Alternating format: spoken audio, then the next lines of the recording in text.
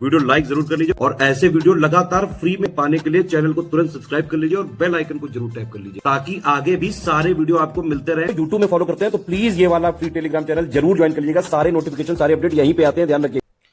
नमस्कार दोस्तों, स्वागत है आपका स्टडी फॉर एग्जाम्स में। दोस्तों, इस वीडियो में लोग 28 जुलाई 2026 का टॉप 20 करंट अफेयर देखेंगे और यह वीडियो आपके आगामी एग्जाम यूपी पेट 2026, SC-RO, UPPSC-RO, UPPCS सहित आगामी जितने भी एग्जाम हैं आपके, उन सभी के लिए बहुत ज़्यादा महत्वपूर्ण है। तो आइए वीडियो शुरू करते हैं। देखते हैं आज का पहला प्रश्न हम लोग। आज का जो पहला प्रश्न है, हाल ही में उत्तर प्रदेश के लखनऊ में गोमती नदी के ऊपरी हिस्से से ताज़ा पानी की एक नई झींगा प्रजाति की पहचान की गई है। इसका नाम क्या रखा गया है? तो इसे नाम दिया गया है कारिडिना शर्मा। कारिडिना शर्मा नाम दिया गया है इसे, जो ताजे पानी की नई झींगे की प्रजाति खोजी गई है इसे। तो इसका बी ऑप्शन सही है। उत्तर प्रदेश के आजमगढ़ जिले की निजामाबाद विधानसभा सीट से 5 बार विधायक रहे किस वरिष्ठ नेता का 42 जुलाई 2026 को 90 वर्ष की आयु में निधन हो गया? तो इनका नाम जो है वह आलम बदी आजमी। यह जो है बहुत ही साधारण विधायक थे और 5 बार यह विधायक रहे और इनका जन्म जो है आजमगढ़ में ही हुआ था 16 मार्च 1936 को। और इनका जीवन जो है बहुत ही साधारण था, सार्वजनिक सेवा के लिए जो है वह समर्पित था इनका जीवन। और इनका 22 जुलाई 2026 को 90 वर्ष की आयु में निधन हो गया। इसका सी ऑप्शन सही है, आलम-बदी आजमी। आप लोग चित्र में देख पा रहे होंगे, यह आगामी परीक्षाओं के लिए जो है बहुत ज़्यादा इम्पोर्टेंट हैं। इसका सी ऑप्शन सही है। किस राज्य ने शिक्षा के क्षेत्र को उन्नत बनाने के लिए अपनी 100 दिवसीय कार्य योजना के अंतर्गत डिजिटल स्क्वायर शिक्षा पहल का शुभारंभ किया है? यह केरल सरकार के द्वारा शुभारंभ किया गया है 100 दिवसीय कार्य योजना का, जिसका नाम रखा गया है डिजिटल स्क्वायर। ग्लोबल फाइनेंस द्वारा वर्ष 2026 के लिए निम्नलिखित में से किस बैंक को विश्व का सर्वश्रेष्ठ कॉर्पोरेट बैंक घोषित किया गया है? यह सिंगापुर का DBS बैंक है। इसे सर्वश्रेष्ठ बैंक घोषित किया गया है ग्लोबल फाइनेंस के द्वारा। इसका ए ऑप्शन सही है।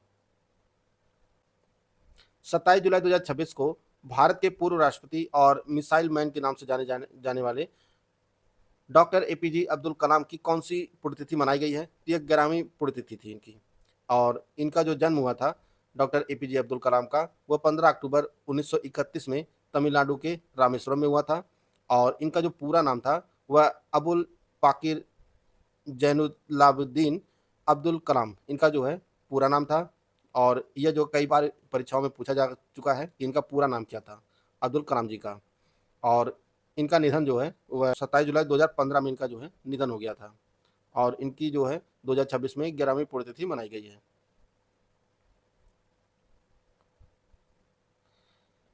केंद्रीय वित्त मंत्री निर्मला सीतारमण ने हाल ही में आयकर विभाग की नई इमारत आयकर सिंधु का उद्घाटन किस शहर में किया है? यह मुंबई में किया गया है।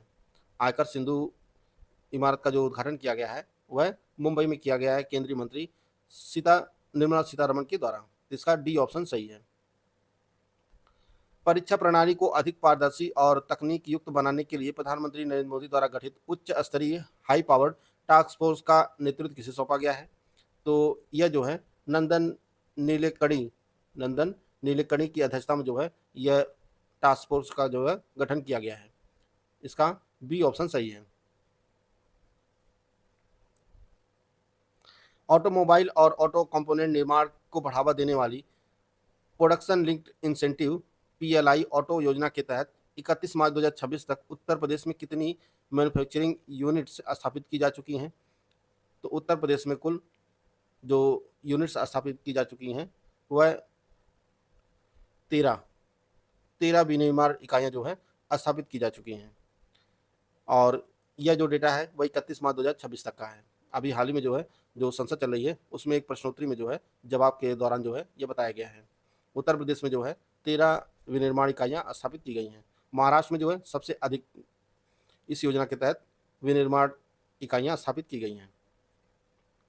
तो इसका ए ऑप्शन सही है। और यह योजना जो है प्रोडक्शन लिंक इंसेंटिव योजना को 23 सितंबर 2021 को जो है मंजूरी दी गई थी भारत सरकार के द्वारा। 27 जुलाई 2026 को केंद्रीय रिजर्व पुलिस बल सीआरपीएफ ने अपनी स्थापना की कौन सी वर्षगांठ मनाई है? तो यह 88वीं 88th वर्षगांठ मनाई गई है सीआरपीएफ की। और इसे मूल रूप से जो है 27 जुलाई 1939 को क्राउन रिप्रेजेंटेटिव्स पुलिस के तौर पर जो है स्थापित किया गया था 1939 में। और इसे सीआरपीएफ अधिनियम लागू होने के बाद 28 दिसंबर 1949 को इस बल को जो है मौजूदा नाम दिया गया है, केंद्रीय रिजर्व पुलिस बल।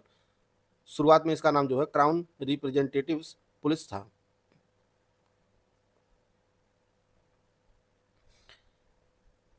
भारत ने सितंबर 2026 में नई दिल्ली में आयोजित होने वाले किस प्रमुख वैश्विक शिखर सम्मेलन के लिए बांग्लादेश के प्रधानमंत्री तारिक रहमान को निमंत्रण भेजा है? तो यह बिम्स्टेक की अध्यक्षता कर रहा है भारत 2026 की।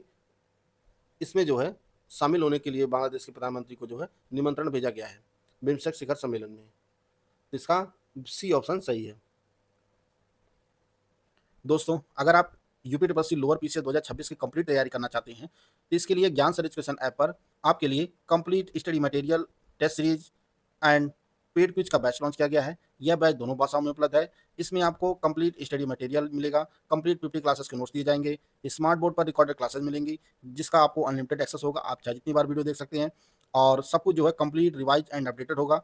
साथ में आपको 30 टेस्ट सीरीज दी जाएगी जिसमें 20 सेक्शनल होगी और 10 फुल लेंथ होगा। 3000 जो मोस्ट इंपॉर्टेंट क्वेश्चन होंगे उसकी क्विज भी कराई जाएगी। यह सब कुछ मिलेगा सिर्फ आपको 400 रुपये में। करना क्या, आपको ज्ञान सर एजुकेशन ऐप को इंस्टॉल करना है और उसमें जो पेड बैच का सेक्शन होता है उसमें जाकर जो है आप इस बैच से जुड़ सकते हैं, बैच में इनरोल हो सकते हैं और आप अपनी तैयारी को बेहतर कर सकते हैं। हाल ही में किसे दिल्ली अल्पसंख्यक आयोग का अध्यक्ष नियुक्त किया गया है? तो यह निर्मल जैन जो है दिल्ली अल्पसंख्यक आयोग के अध्यक्ष बने हैं। विश्व ओआरएस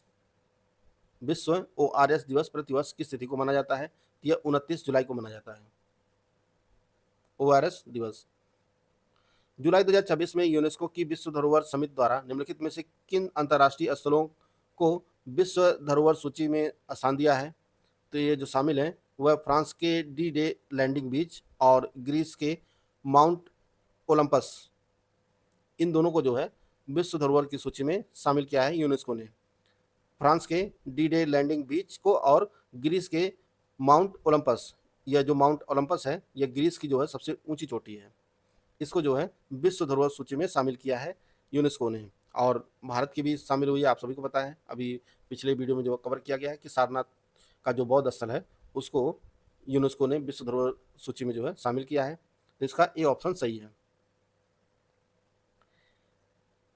एस्ट्राजेनेका इंडिया ने देश के पहले इंटीग्रेटेड प्रिसीजन ऑन्कोलॉजी कार्यक्रम के तहत इंटीग्रेटेड जीनोमिक सॉल्यूशन सेंटर स्थापित करने की घोषणा कहाँ किया है? यह जो सेंटर स्थापित किया जाएगा यह अमरावती आंध्र प्रदेश में स्थापित किया जाएगा। एस्ट्राजेनेका इंडिया जो है यह इंटीग्रेटेड जीनोमिक सॉल्यूशन सेंटर जो है स्थापित करेगा अमरावती आंध्र प्रदेश में। इसका डी ऑप्शन सही है। हाल ही में महाराष्ट्र के कोल्हापुर जिले में खोजी गई माइक्रोपोरेलस कोल्हापुरेंसिस निम्नलिखित में से किसकी नई प्रजाति है? तो यह कवक की नई प्रजाति है। कवक की नई प्रजाति खोजी गई है महाराष्ट्र के कोल्हापुर में। इसे नाम दिया गया है माइक्रोपोरेलस कोल्हापुरेंसिस, इसे नाम दिया गया है इस फंगस को। तो इसका ए ऑप्शन सही है। केंद्र सरकार ने भारतीय रिजर्व बैंक के प्रस्ताव को मंजूरी देते हुए किन मूल्य वर्ग के पॉलीमर बैंक नोट जारी करने की दिशा में फील्ड ट्रायल के लिए कदम बढ़ाया है? तो आप सभी जल्द ही जो है प्लास्टिक के नए 10 और 20 के नोट देखेंगे। यह जो है 2 नए नोट जारी हो रहे हैं, प्लास्टिक के बने होंगे। अभी तक यह जो कागज के बने होते थे, अब यह जो है ट्रायल के रूप में जो है प्लास्टिक के नोट जारी किए जाएंगे 10 और 20 के।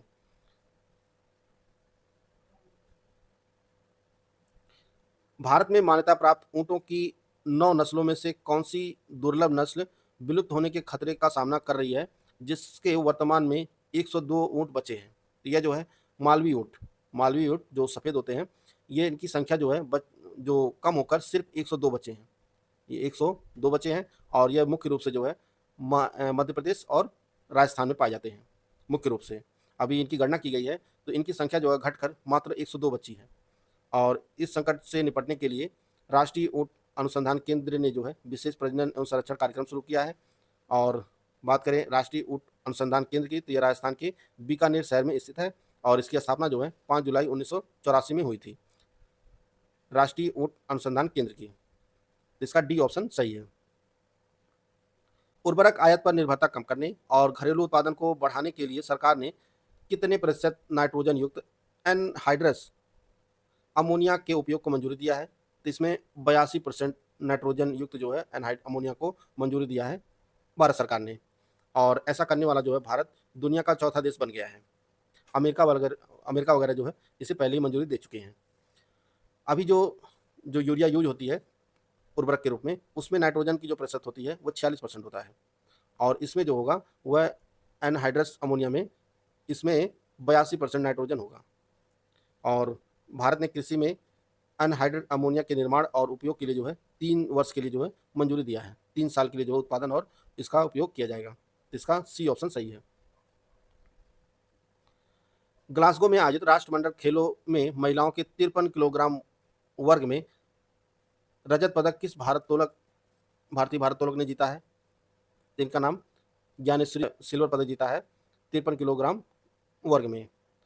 इसका ए ऑप्शन सही है। तो दोस्तों यह आज का करंट अफेयर था 28 जुलाई का, जिसको हम लोग कवर कर लिए हैं। पिछले दिन का करंट अफेयर एक बार हम लोग फटाफट रिवाइज कर लेते हैं। 25 जुलाई 2026 को सारनाथ के प्राचीन बौद्ध स्थल को यूनेस्को की विश्व धरोहर सूची में शामिल किए जाने के साथ ही यह गौरव प्राप्त करने वाली भारत की कौन सी कुल धरोहर बन गई है? तो 45वीं धरोहर बन गई है भारत की। 2 से 5 नवंबर 2026 तक भारत नवीकरणीय ऊर्जा शिखर सम्मेलन और एक्सपो 2026 का आयोजन किस शहर में किया जाएगा? तो नई दिल्ली के भारत मंडप में आयोजित किया जाएगा। वर्तमान में दुनिया का तीसरा सबसे बड़ा स्टार्टअप इकोसिस्टम निम्नलिखित में से किस देश में स्थित है? तो भारत में है। अमेरिका और चीन के बाद भारत में है। हाल ही में केंद्र सरकार द्वारा मंजूर की गई द्वारका रोड टनल परियोजना की अनुमानित लागत कितनी है? यह 6,969.67 करोड़ रुपए है।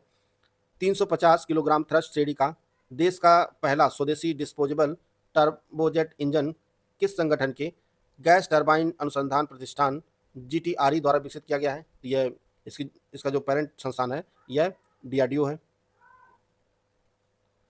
हाल ही में किस राज्य सरकार द्वारा स्कूल छोड़ने वाले बच्चों को शिक्षा से जोड़ने के लिए राज्यव्यापी समरस विद्या सेतु मेगा अभियान शुरू किया है? यह गुजरात सरकार ने शुरू किया है। ऑटोमोबाइल और ऑटो कंपोनेंट निर्माण को बढ़ावा देने वाली production linked incentive PLI auto योजना के तहत 31 मार्च 2026 तक कौन सा राज्य सबसे अधिक मैन्युफैक्चरिंग यूनिट स्थापित करके देश में पहले स्थान पर है? तो यह महाराष्ट्र है।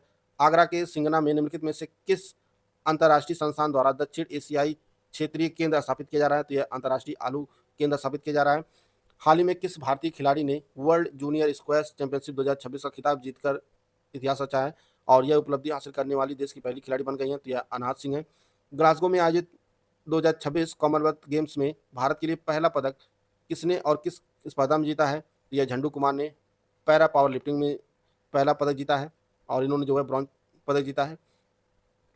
कपास के अंतर्गत आने वाले कृषि क्षेत्र खेती के रकबे की दृष्टि से वैश्विक स्तर पर भारत का कौन सा स्थान है? तो भारत पहले स्थान पर है। भारत के AI नवाचार पारिस्थितिकी तंत्र को गति देने के लिए हाल ही में उन्नति AI 2.0 का अनावरण किसने किया है? तो यह माइक्रोसॉफ्ट इंडिया, FITT और IIT दिल्ली ने किया है संयुक्त रूप से। जुलाई 2026 में शिक्षा मंत्री धर्मेंद्र प्रधान के इस्तीफे के बाद निम्नलिखित में से किस केंद्रीय मंत्री को शिक्षा मंत्रालय का अतिरिक्त प्रभार दिया गया है? तो यह प्रहलाद जोशी देश के नए शिक्षा मंत्री बने हैं। हाल ही में मिसेज इंडिया 2026 का प्रतिष्ठित खिताब किसने जीता है? तो आकांक्षा चौधरी ने जीता है। 20 से 28 नवंबर 2026 तक गोवा में अंतर्राष्ट्रीय फिल्म महोत्सव का कौन सा संस्करण आयोजित किया जाएगा? तो 57वां संस्करण आयोजित किया जाएगा। नवीनतम राष्ट्रीय परिवार स्वास्थ्य सर्वेक्षण NFHS 6 के अनुसार भारत की कुल प्रजनन दर क्या है? तो यह 2.0 हो गई है गिरकर। जुलाई 2026 में 1 से 12 तक AI को मुख्य रूप से विषय के रूप में शामिल करने वाला देश का पहला राज्य कौन बना है? तो पंजाब बना है। हाल ही में 167वां राष्ट्रीय आयकर दिवस 2026 निम्नलिखित में किस तिथि को मनाया गया है? तो यह 24 जुलाई को मनाया गया है। जुलाई 2026 में नोबेल पुरस्कार विजेताओं, वैज्ञानिकों, धार्मिक नेताओं और पूर्व राष्ट्राध्यक्षों ने कृत्रिम बुद्धिमत्ता और परमाणु हथियार के युग में शांति के लिए किस स्थान पर एकत्रित होकर घोषणा पत्र पर जो हस्ताक्षर किए हैं? यह रोम में आयोजित किया गया था, जिसे घोषणा पत्र पर जो है हस्ताक्षर किया गया है। तो दोस्तों ये आज का करंट अफेयर था जिसको हम लोग कवर कर लिए हैं। वीडियो आपको अच्छा लगे तो लाइक कर सकते हैं, चैनल को सब्सक्राइब कर लीजिए। मिलते हैं नेक्स्ट वीडियो में, तब तक के लिए जय हिंद, जय भारत।